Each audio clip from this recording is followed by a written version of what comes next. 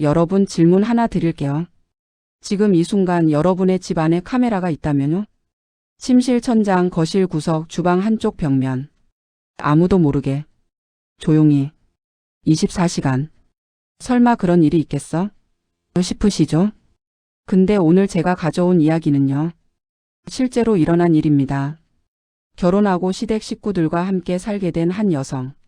그녀는 어느 날 거실 천장에서 작고 검은 물체를 발견합니다. 처음엔 먼지인 줄 알았어요. 그냥 지나치려 했죠. 근데 자꾸 신경이 쓰이는 거예요. 가까이 가서 봤더니 카메라였습니다. 그것도 단 한 대가 아니었어요. 거실, 주방, 현관, 심지어 복도까지. 집 안 곳곳에 총 6대의 CCTV가 설치되어 있었습니다. 그리고 그 카메라의 주인은 바로 시어머니였습니다. 집안일 제대로 하는지 보려고 달아놨지. 이 한마디. 들으신 거 맞죠? 이게 끝이 아니에요. 더 충격적인 건요. 시어머니가 그 CCTV 영상을 친척들한테 보여주고 다녔다는 겁니다. 며느리가 혼자 있을 때 핸드폰 하는 거, 쉬는 거, 멍하니 앉아 있는 거. 전부 다 캡처해서 증거라고 들고 다니면서 사람들 모인 자리에서 웃으면서 떠들었다는 거잖아요. 오늘 이 영상 보시다가 밥상 없고 싶어지실 수 있습니다. 미리 양해 말씀드려요. 영상이 시작되기 전에 딱 한 가지만 부탁드릴게요. 이런 이야기 혼자 보기 아깝잖아요. 오른쪽 아래 구독 버튼이랑 좋아요 한 번씩만 눌러주세요. 여러분의 구독 하나가 이런 이야기를 더 많은 사람들한테 닿게 해줍니다. 알림 설정도 해두시면 다음 이야기도 놓치지 않으실 수 있어요. 딱 3초만 투자해주세요. 정말 감사합니다. 그럼 시작할게요. 지수는 28배 결혼했습니다. 상대방은 서준이라는 남자였어요. 키 크고 말수는 적지만 다정했고 무엇보다 안정적인 직장을 가진 사람이었죠. 지수의 부모님도 마음에 들어 하셨어요. 저런 사람 만나기 쉽지 않다고 잘 잡아야 한다고 하셨을 정도로요. 결혼 준비는 순탄하게 흘러가는 것처럼 보였습니다. 예식장 예약, 혼수 준비, 신혼집 계약까지. 모든 게 착착 맞아 들어가는 것 같았어요. 근데 딱 한 가지. 처음부터 찜찜한 게 있었어요. 신혼집 문제였습니다.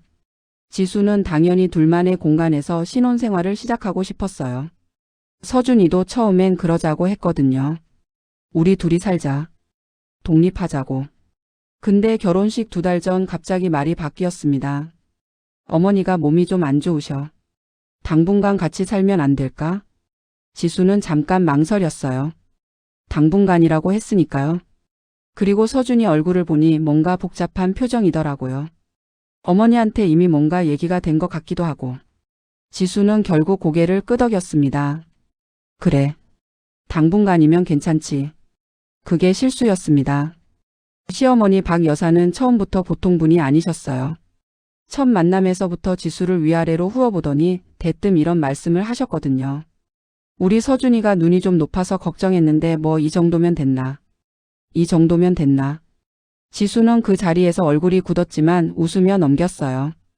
결혼 전이니까. 아직 어색하니까. 원래 시어머니들이 좀 까다롭다고들 하잖아요. 적응하면 괜찮아질 거라고 생각했습니다.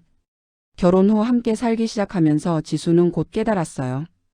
이건 까다로운 수준이 아니라는 걸. 박 여사는 아침 7시면 어김없이 지수를 깨웠습니다. 방문을 두드리는 것도 아니었어요. 그냥 열고 들어오셨어요. 문도 안 잠그냐고요? 잠갔어요. 근데 박 여사는 열쇠를 갖고 계셨거든요. 아들 집이니까 당연히 자기 집이기도 하다는 논리였죠. 아직도 자? 이 시간에? 며느리가 이렇게 게을러서 되겠어? 지수가 전날 밤 서준이 늦게 퇴근해서 같이 밥 먹고 씻고 나니 새벽 2시였다는 건 박 여사한테는 관계없는 일이었습니다. 밥은요? 밥도 전쟁이었어요. 지수가 뭘 해도 문제였습니다. 된장찌개를 끓이면 간이 왜 이래, 불고기를 하면 이게 뭐야, 고기를 이렇게 태워? 미역국을 하면 미역을 이렇게 많이 넣으면 어떡해, 낭비도 아니고. 한 번은 지수가 나름대로 정성껏 차린 상을 박 여사가 한술 뜨더니 숟가락을 내려놓으면서 한 말이 있었어요. 우리 서준이가 이걸 먹고 살았구나. 불쌍해라. 그 말을 들은 서준은요? 아무 말도 안 했어요. 지수는 혼자 주방에서 설거지를 하면서 손에 힘을 줘서 그릇을 꽉 쥐었습니다. 깨트리지 않으려고. 그렇게 몇 달이 흘렀어요. 지수는 이 집에서 뭔가 이상하다는 걸 계속 느끼고 있었습니다. 눈에 보이지 않는 무언가가 자신을 따라다니는 것 같은. 혼자 거실에 앉아 있어도 주방에서 설거지를 하고 있어도 누군가 보고 있는 것 같은 그 느낌. 처음엔 예민해진 거라고 생각했어요. 스트레스 때문에. 결혼 후 낯선 환경에 적응하느라 신경이 곤두선 거라고. 지수는 그 느낌을 애써 무시하려 했습니다. 그 선택이 나중에 훨씬 더 큰 상처로 돌아왔지만요. 그날은 평범한 오후였습니다. 서준은 회사에 나가 있었고 박 여사도 외출 중이었어요. 오랜만에 지수 혼자 집에 있는 시간이었죠. 지수는 소파에 앉아서 잠깐 핸드폰을 보다가 피곤함이 몰려와 눈을 감았어요. 그러다 무심코 눈을 뜨면서 천장을 올려다봤는데 뭔가 이상했습니다. 거실 천장 모서리 쪽에 작고 검은 점 같은 게 있었어요. 처음엔 그냥 먼지나 얼룩인 줄 알았어요. 근데 자꾸 시선이 가는 거예요. 뭔가 위화감이 들었습니다. 먼지치고는 너무 반듯하게 붙어 있었거든요. 지수는 천천히 일어나서 그쪽으로 걸어갔습니다. 가까이서 보니 원형으로 된 작은 렌즈.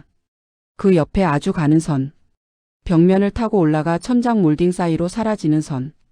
이게 뭐지? 지수는 손이 떨렸습니다. 아니, 온몸이 떨렸어요. 그게 카메라라는 걸 확인하는데 5초도 안 걸렸어요. 지수는 그 자리에서 굳어버렸습니다. 머릿속이 새하얘지는 것 같았어요. 그러다 정신을 차리고 집 안을 전부 뒤지기 시작했어요. 거실 모서리. 하나.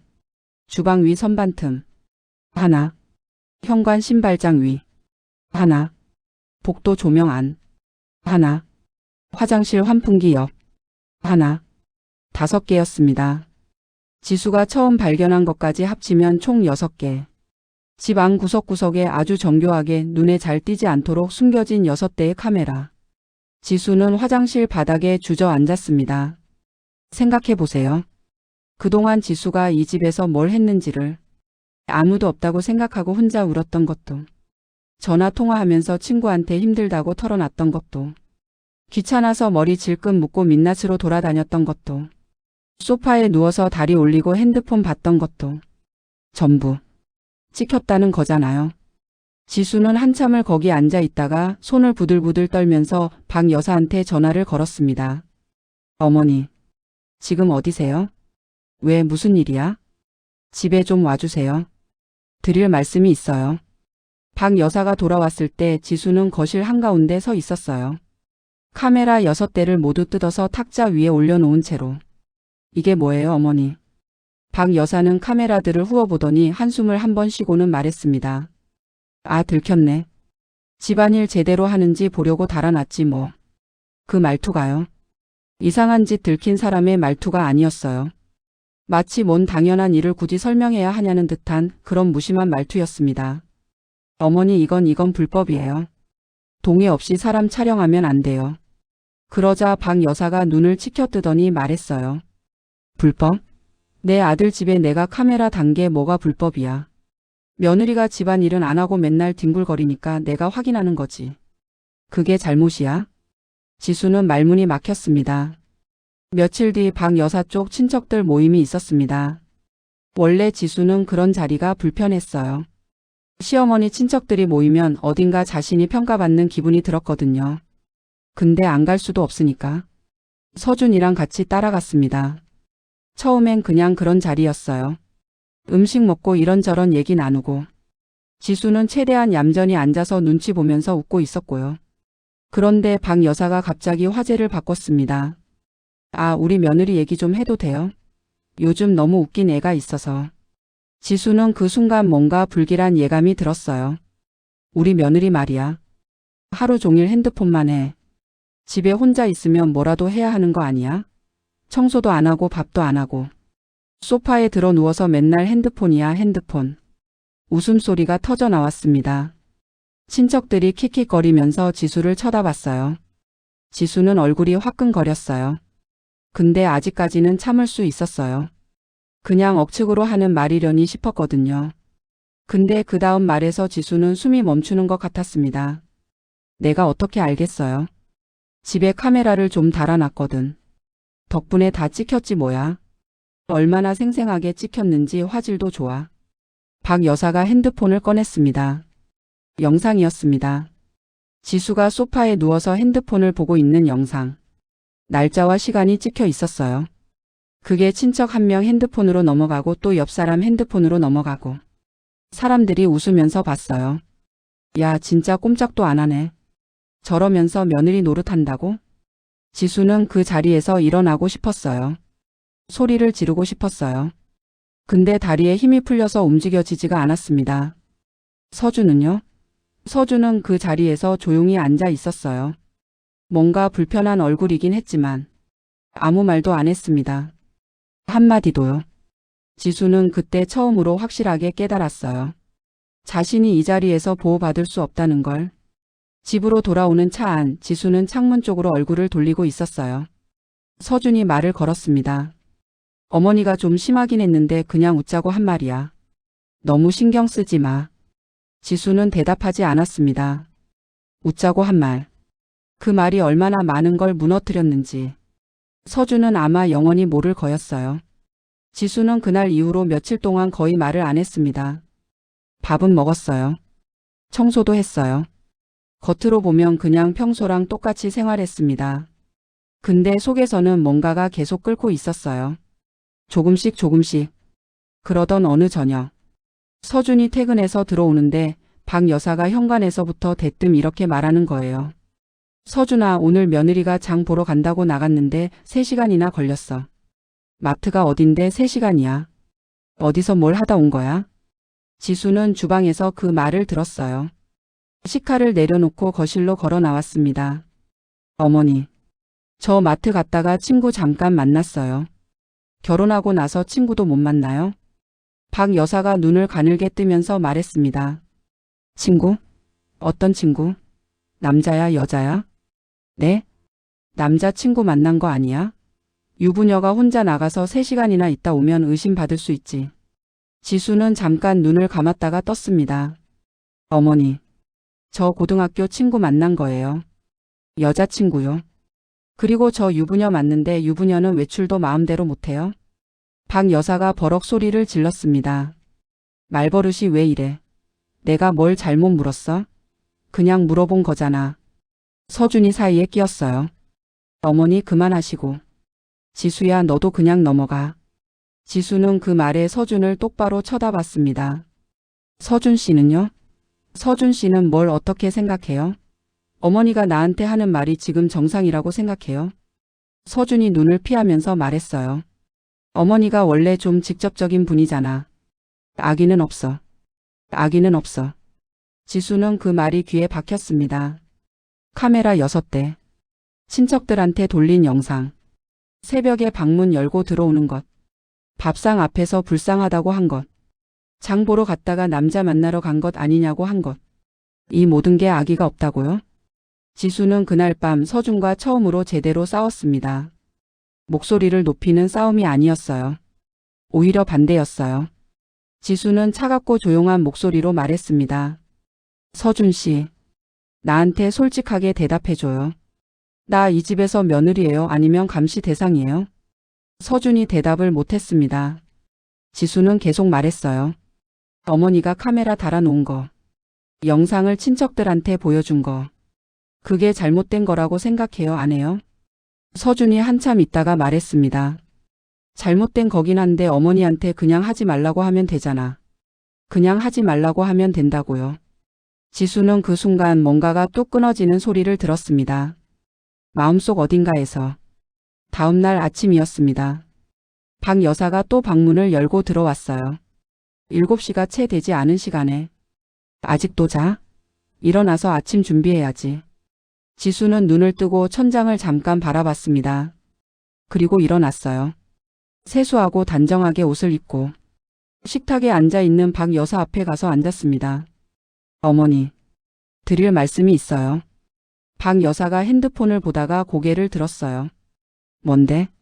지수는 깊게 숨을 들이마시고 말했습니다. 어머니가 저희 집에 몰래 카메라를 설치한 거. 그 영상을 친척들한테 공유한 거. 이건 법적으로 처벌받을 수 있는 행위예요. 저 어제 변호사랑 통화했어요. 박 여사의 표정이 굳었습니다. 뭐? 사생활 침해 그리고 동의 없는 촬영 및 유포. 형사 고소 가능하다고 했어요. 야, 이 가시나가. 내 아들 집에서 내가 카메라 달았는데 그게 무슨 고소야. 시어미한테 고소를 해? 지수는 흔들리지 않았어요. 어머니, 저는 지금까지 참았어요. 밤 얘기도 잠 얘기도 외출 얘기도. 근데 이건 달라요. 제가 모르는 사이에 찍히고 그게 다른 사람들한테 돌아다닌 거잖아요. 이건 제 인격의 문제예요. 박 여사가 목소리를 높였습니다. 인격? 며느리가 무슨 인격 타령이야. 내가 뭘 잘못했어? 집안일 확인한 게 잘못이야? 바로 그때 서준이 방에서 나왔습니다. 어제 지수랑 싸우고 아마 밤새 생각했던 것 같아요. 얼굴이 많이 지쳐 보였습니다. 서준은 박 여사 앞에 서서 말했습니다. 어머니, 왜 너도 나한테 뭐라 할 거야? 어머니가 잘못하셨어요. 박 여사가 믿을 수 없다는 얼굴로 아들을 봤습니다. 뭐? 카메라 단 것도 영상 보여주고 다닌 것도 지수한테 미안하다고 하셔야 해요. 잠깐의 침묵이 흘렀습니다. 박 여사는 자리에서 벌떡 일어나더니 가방을 들고 현관으로 걸어가면서 말했어요. 잘들 살아봐라. 어미한테 이러는 아들이 잘 되면 얼마나 잘 되나 두고 보자. 문이 쾅 닫혔습니다. 집 안에 조용한 공기가 내려앉았어요. 지수는 식탁에 앉은 채로 창문 밖을 바라보고 있었습니다. 서준이 천천히 다가와서 맞은편에 앉았어요. 오랜 침묵 뒤에 서준이 먼저 말했습니다. 미안해. 지수는 대답하지 않았어요. 그 말 한마디로 지금까지의 일들이 지워지는 건 아니니까요. 한참이 지나고 나서 지수가 조용히 말했습니다. 서준 씨, 나 이 집에서 며느리로 살고 싶어요. 감시받는 사람으로 살고 싶지 않아요. 그 차이를 구분해 줄 수 있어요? 서준이 고개를 끄덕였습니다. 말없이. 지수는 창밖을 보면서 생각했어요. 자신이 이 결혼을 벌일 건지 아니면 지켜낼 건지는 아직 모른다고. 근데 한 가지는 확실했어요. 다시는 아무것도 모르는 척 아무것도 안 보이는 척 살지 않겠다고. 자신이 이 집에서 방송 중이었다는 걸 알게 된 순간부터 그녀는 더 이상 찍히는 사람이 아닌 스스로 선택하는 사람으로 살기로 결심했으니까요. 그로부터 2달 뒤 지수는 변호사를 통해 박 여사에게 내용 증명을 보냈습니다. 요구사항은 명확했어요. 카메라 영상 전량 삭제 및 삭제 확인서 제출. 해당 영상을 받은 친척 전원에게 삭제 요청. 재발 방지 서약. 그리고 공식적인 사과. 박 여사는 처음엔 웃기고 있네라며 무시했습니다. 그런데 변호사가 형사 고소 및 민사 손해배상을 동시에 진행하겠습니다. 라는 내용을 추가로 보내자 박 여사 쪽에서 연락이 왔어요. 며느리가 왜 이렇게 예민하게 굴어? 그냥 넘어갈 수도 있잖아. 지수가 대답했습니다. 어머니, 저는 더 이상 그냥 넘어가는 사람이 아니에요. 결국 박 여사는 요구사항 전부를 이행했어요. 영상 삭제 확인서도 받았고 친척들한테도 공식 연락이 갔습니다. 사과는요? 진심이 담겼는지는 모르겠지만 어쨌든 받았습니다. 서준은 그 과정에서 지수 편에 섰어요. 처음보다는 늦었지만 그래도 끝까지. 지수는 그 뒤로 시어머니와 같은 집에서 살지 않았습니다. 서준과 둘이 독립했어요. 그게 결혼 전에 처음부터 원했던 것이기도 했고요. 지수는 새 집 거실에 앉아서 천장을 한번 봤습니다. 아무것도 없었어요. 그냥 하얀 천장. 그걸 보면서 지수는 생각했습니다. 이게 원래 집이 어때야 하는 건지. 아무것도 없는 천장. 아무도 보지 않는 공간. 그냥 내가 살고 싶은 대로 사는 집. 그 당연한 것들이 얼마나 지키기 어려운 것들이었는지. 그래도 지수는 지켜냈습니다. 스스로. 영상을 끝까지 봐주셔서 정말 감사합니다. 오늘 이야기 어떠셨나요? 지수처럼 억울한 일을 당하고도 말 못하고 계신 분들이 주변에 꼭 한 명씩은 있을 것 같아서 오늘 이 이야기를 가져왔어요. 공감되셨다면 좋아요 한번 눌러주시고 비슷한 이야기 더 보고 싶으시면 구독 부탁드려요. 댓글로 여러분의 생각도 꼭 남겨주세요. 읽을게요. 다음 영상에서 또 만나요.